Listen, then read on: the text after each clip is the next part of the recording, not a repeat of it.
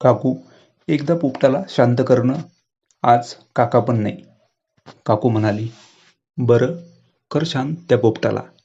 टाक पिंजऱ्यामध्ये आणि दिवसभर पिंजऱ्यातच राहू दे. नमस्कार मित्रांनो, स्वागत आहे तुमचं आमच्या चॅनलमध्ये. तुम्ही जर अजून आमचं चॅनल सबस्क्राईब केलं नसेल तर प्लीज चॅनलला सबस्क्राईब नक्की करा. जेव्हा आपण काकूच्या घरी जात होतो तेव्हा काकू बिना साडीची असायची.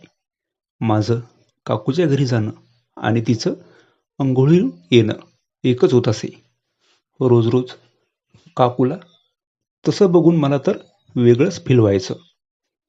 काकूला तसं बघितलं की पोपट पण जणू बाहेर निघायला धडपायचा. पण कसं तरी स्वतःला मी सावरत होतो. सुरुवातीला काकू मला बघून अडोशाला जायची, पण आता ती माझ्या समोरच साडी घालायची. नंदा काकू माझी लांबची नातेवाईक होती.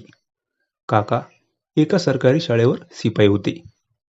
नंदा काकू माझ्या घरापासून थोडं दूर राहायची.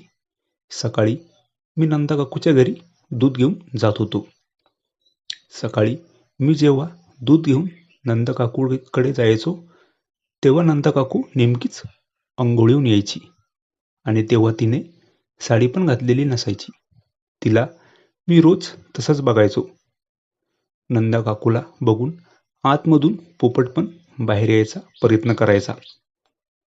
एक दिवस तर काकूची नजर पोपटाकडे गेली होती आणि नंदा काकूने तर तोंडाला हात लावला आणि म्हणाली, काय रे हे असं का? नंदा काकूला हसू येत होतं आणि ती हसता हसता बिंदास बोलू लागली. मला तर वाटलं नव्हतं की नंदा काकू त्या विषयावर असं एकदम बिनधास्तपणे बोलेन.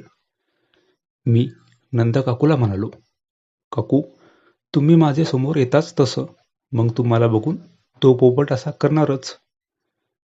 त्यानंतर नंदा काकू माझ्यासोबत काही वेगळंच वागत होती. मला तर एकदा तिने बाथरूममध्ये बोलावलं आणि म्हणाली, मी माझी साडी विसरले, दे बरं आणून. मी नंदा काकूला बाथरूममध्ये असं बघितलं होतं की काय सांगू.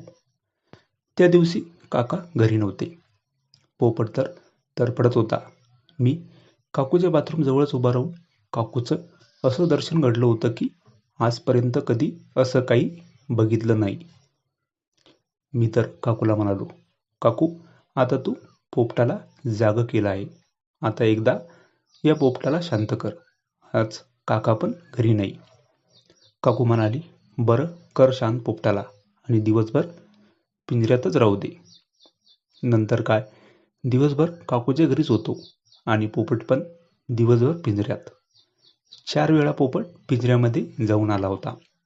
नंतर काकू आणि माझं नातं अधिकच घट्ट झालं होतं. ही कथा पूर्णपणे काल्पनिक असून वास्तविक जीवनाशी काहीही संबंध नाही. ही कथा फक्त मनोरंजनासाठी आहे. मित्रांनो, कथा आवडल्यास चॅनलला सबस्क्राईब करा. धन्यवाद.